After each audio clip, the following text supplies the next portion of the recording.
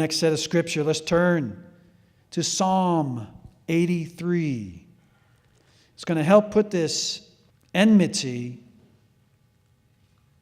and put it all together for us.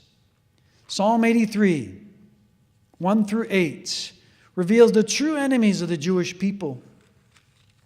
There are 10 ancient nations identified in this psalm.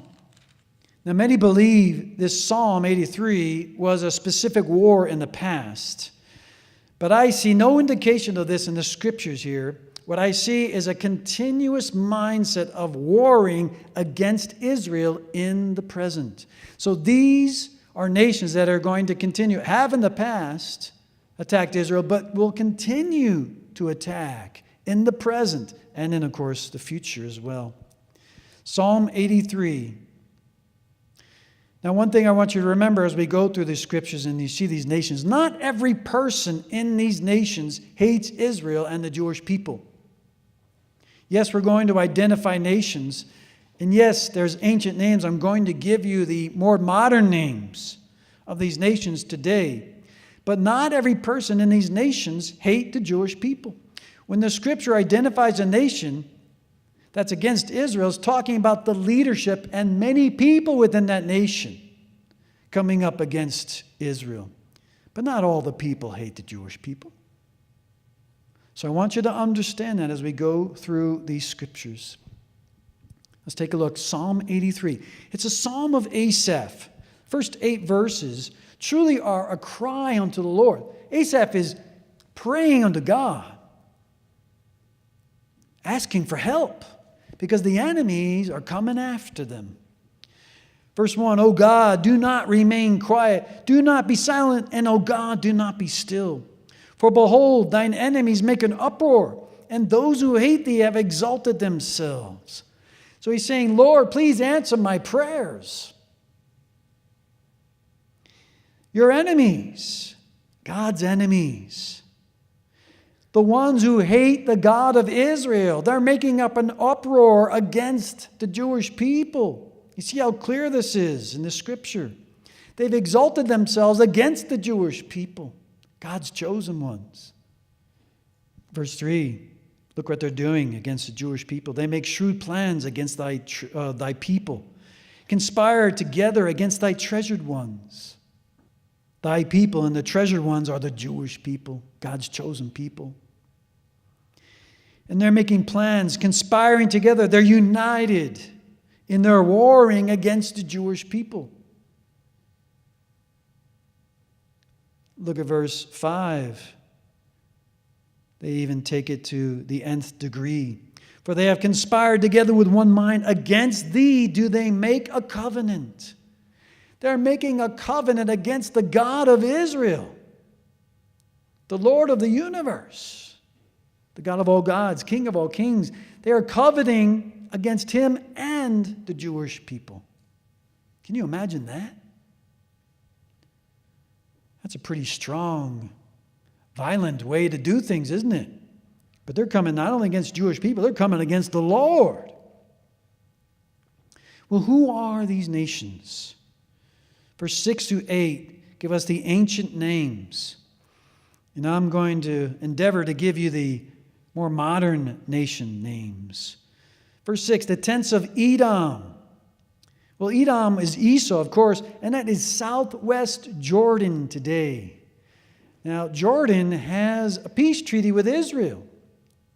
But you know, peace treaties can be easily broken. Jordan in the past 60 years or so has attacked a few times against Israel, but they are in a peace treaty right now. The tents of Edom and the Ishmaelites. Well, truly, anybody who claims that Ishmael is their father could be under this category, but specifically Ishmael settled to the east, as Genesis chapter 16 told us. And he actually settled into the Arabian Peninsula. So today, that's Saudi Arabia. And Saudi Arabia actually is being more friendly with Israel and the Jewish people than ever before, because they see a common enemy in Iran. And Saudi Arabia has actually discussed becoming a part of the peace treaty that Jordan has and that Egypt has as well. So it's kind of interesting to see that they are moving towards Israel's side now. Verse 6 continues, it says Moab. Moab is central west Jordan. And so we're going to see in the next verse that all of the western side of Jordan is going to be involved here. And the Hagrites come from Hagar. Hagar was an Egyptian. Egypt, over the years, has attacked Israel as well, right along with these other nations. But Egypt has a peace treaty with Israel. But under Morsi, if you remember a couple of years back, they were trying to actually go against that peace treaty, give it up. But then Morsi was deposed by the military. And so now Egypt is moving in a better direction towards Israel. Verse 7, Gebal. Gebal today is Lebanon.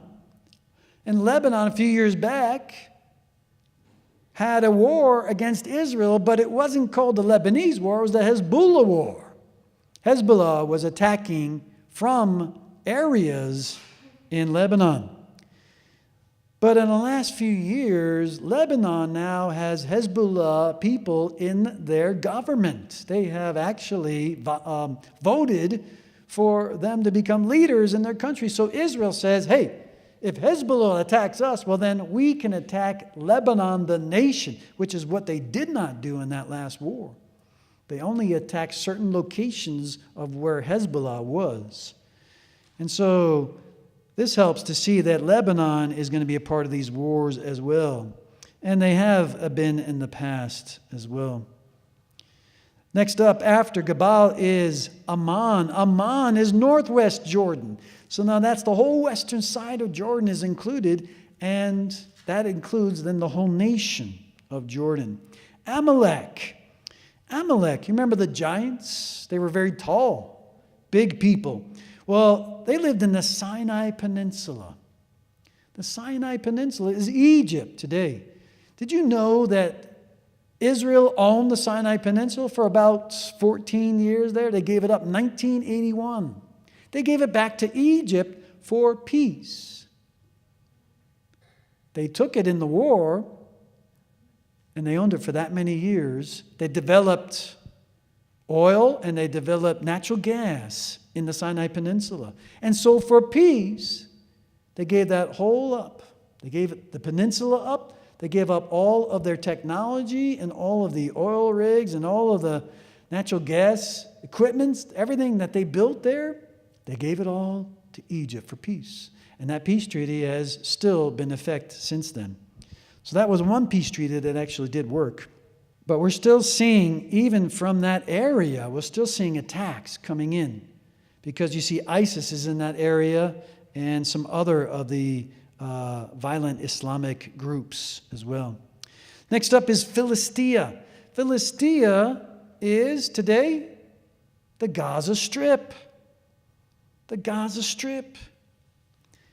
Many years ago, the Gaza Strip was given up to the Palestinians, again, land for peace, but that didn't work so well. The very same day, the Palestinians were sending missiles into Israel. I don't know if you remember the newscasts and the broadcasts, and they were pulling Jewish people from their houses in the Gaza Strip on that last day. I remember seeing that video. It was a horrendous thing. But they gave up land for peace, but there was no peace. There was only violence. Philistia with the inhabitants of Tyre. Tyre is a city in Lebanon. So that goes back to the nation of Lebanon. Verse 8, Assyria has also joined with them. They have become a help to the children of Lot. Assyria today is Iraq and some of Syria. Iraq, of course, we had the two wars there in Iraq. And now, because of those wars that went on in Iraq, Iraq has become a much more stronger violent Islamic nation now. They're attacking believers big time in Iraq. Do you remember the Scud missiles and the attack from a long time ago? They attacked Israel from Iraq in that war. Syria today. Syria is where all the action is going on, all the warring right now. Russia is in Syria. Iran is in Syria. They're just a little hop, skip, and a jump coming right into Israel to attack them as well. But a lot of warring going on over Syria. And Syria has been a part of the battles and the wars against Israel in the last 60 years as well. So, folks, here we have all these nations identified. God identifies them in the Scriptures to reveal that they are united and they're coming against Israel and the Jewish people. They have in the past. They've been united in wars against Israel in the past, and they're going to continue in the present and even into the future.